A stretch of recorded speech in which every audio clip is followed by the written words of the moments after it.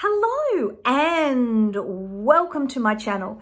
If you're new here, my name is Elizabeth, and on this channel we talk about building your spiritual confidence so you can listen to your intuition and read your tarot cards with ease. And today we are going to be talking about the Emperor card, card number 4. We are going to be talking about the Golden Dawn symbolism, which includes Hebrew letters. We're going to be talking about the Tree of Life. We're going to talk about numerology. We are going to talk about all the color symbolism, all of the symbolism on this card, and how it comes together, particularly on this particular Rider-Waite-Smith card, to actually really give you a very rich example of spiritual symbolism.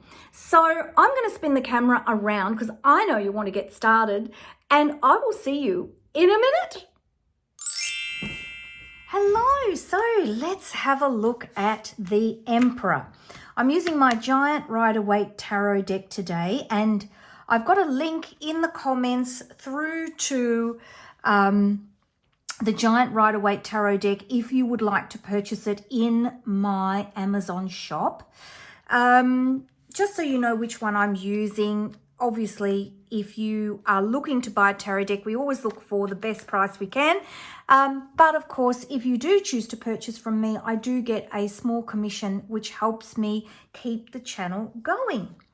So we're going to be using this Emperor card today, and I just wanted to show you, I've actually got my notes available in my Etsy shop for you.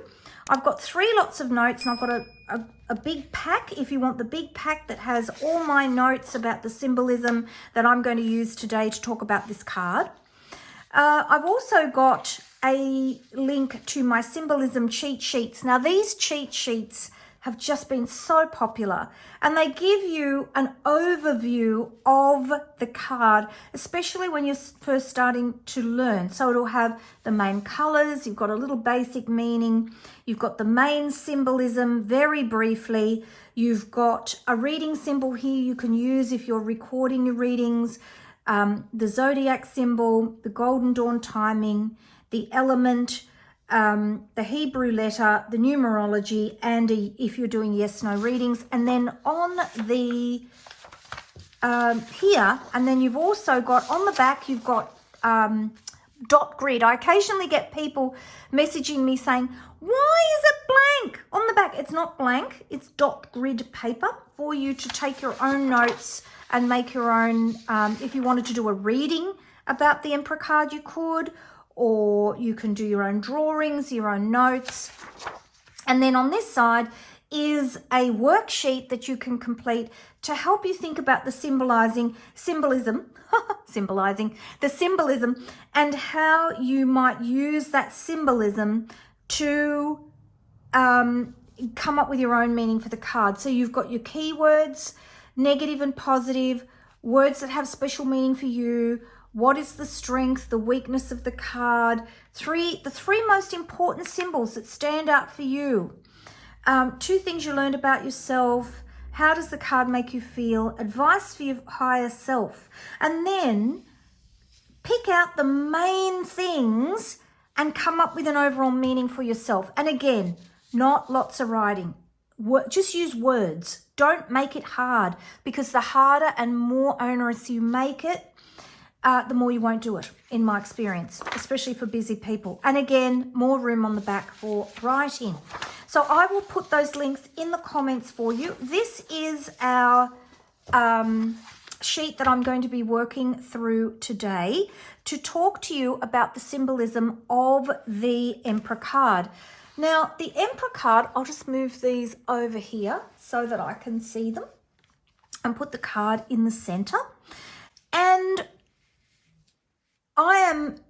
the way this card is put together is just so powerful, because each part of the symbolism links together to actually create a whole meaning. And I find studying the card the way I'm going to show it to you is more meaningful sort of than studying each part of it in isolation. It sort of brings the card together, and you start to really appreciate the power, not just of Arthur Waite's descriptions of the cards, but really how Pamela Coleman Smith brought them to life with the symbolism. They're just amazing. So the Emperor card is numerology symbol number 4. And we know that 4 is stability and reliability. So think of the 4 of Wands that has the 4 wands here. This is a card about the celebration of home, family, everything coming together, and about stability. So that's another example of how that meaning is repeated in the deck. And as we go through the cards, I'll end up with more and more cards on this table talking about the meanings of the numerology. So this is a card about stability. So think of the 4 legs of a chair. That's a good way to remember it. 2 twos that each balance each other. So 4 divided by 2 is 2. 2 twos. This idea of being reliable and stable. The Hebrew letter, I'll just show you here. The Hebrew letter for, and I've got the Golden Dawn timing here. If you're doing a reading and you want to know the timing for this card, if it turns up in the position in a spread where you're looking at future opportunities, that's where you'd be looking at timing, if that's something you'd like to look at.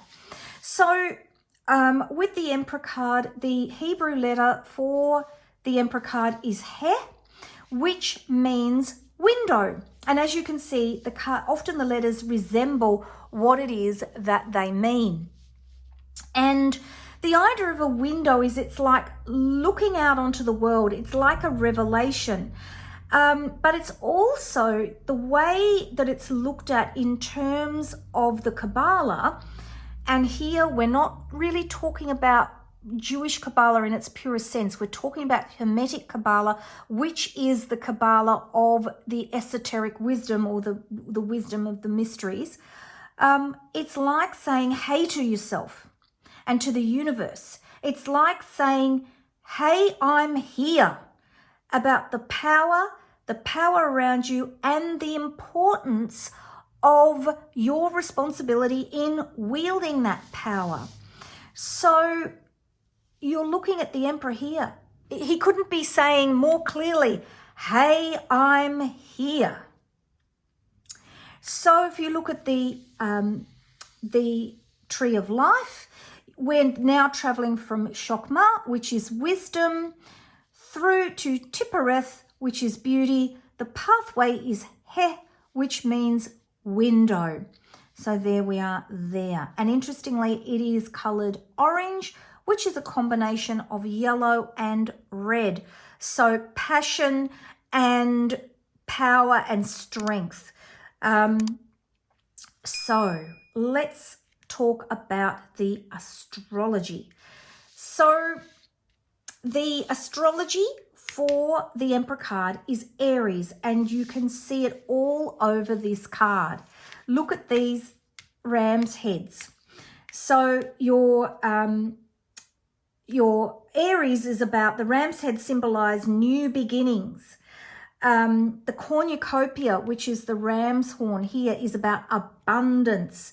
So we're looking at the symbol of Aries is it is a masculine symbol. It's male energy. So when we talk about masculine energy or male energy, we're talking about active energy. We're not necessarily talking about men in general, but we're talking about masculine energy as distinct from feminine energy, which is a softer energy. So we know Aries is a symbol of, it's a sign of fertility, abundance, confidence, leadership, putting yourself out there. And what better card to express that than the Emperor? So there's your symbolism and how it all fits together. So let's look at the card. So we've got orange symbolism, which, as I said, here in the sky and sort of in the mountains at the back. And you can see here, I love these cards because when they were first printed, Pamela painted them, and then she realized that they didn't have the capacity to print them using the colors she had used. So when they created orange, they had to do these funny little lines here you can see in the background. So you know, that would have been awfully frustrating to her, because I know she really thought through these cards. And as you look at this card, you will see there is so much symbolism. It just makes the Rider-Waite-Smith come alive. And I think in my introduction to this series, I said, if you're not a Rider-Waite-Smith person, you may well be reconsidering this deck by the time you've gone through this series with me. So orange, which is a combination of awareness, search for meaning, but also symbolic of not being, you know, not pushing too hard. And you've got that combination of red, which is about passion and creativity. So you have here this yellow scepter, which is again, power, creativity, putting yourself out there. And of course, the scepter is symbolic of masculine energy. The red that he is wearing here is passionate, solutions, ideas, passion, creativity. Ram's heads, as I said, symbolic of the zodiac sign of Aries. The cornucopia, again, creativity, ideas, and energy. And the throne that he's sitting on is grey, and we know that grey in the tarot can symbolize confusion.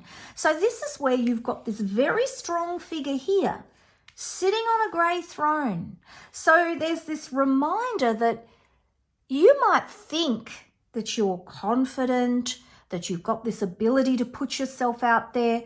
Be careful that you don't have too much self-belief, that it is at detriment to your ability to put yourself out there into the world in a positive way that perhaps isn't too stubborn or too overwhelming of others. The armor on the feet, again, can be seen in two ways. It can be seen as being a symbol of strength. He's in his armor, he's protected. Or it could be that he's got this confident exterior, but deep inside, he's not that strong. So, you know, there's this two-edged sword to the meaning. The orb in the Emperor's hand, so you've got this masculine symbolism of the scepter. The orb in his hand represents the world, and it's very traditional for royal figures to hold the orb and the scepter. So the scepter is about taking action. The orb is about holding the world. The river down here that runs across the middle that you can see down here is about being in flow with life. And we saw it in the Empress card as well. Her river sort of comes down through the back here. And being in flow with life, being strong, and remembering that you do need to have this flexibility for change. Rivers, they kind of go like this. They feed the world, they feed our fertility. But if we are too stubborn and too set in our ways, then we're not going to be able to bend and flex with the needs in our life. The Bear Mountains is about pioneering new ideas, new lands, having the strength to go out into the world and make things happen.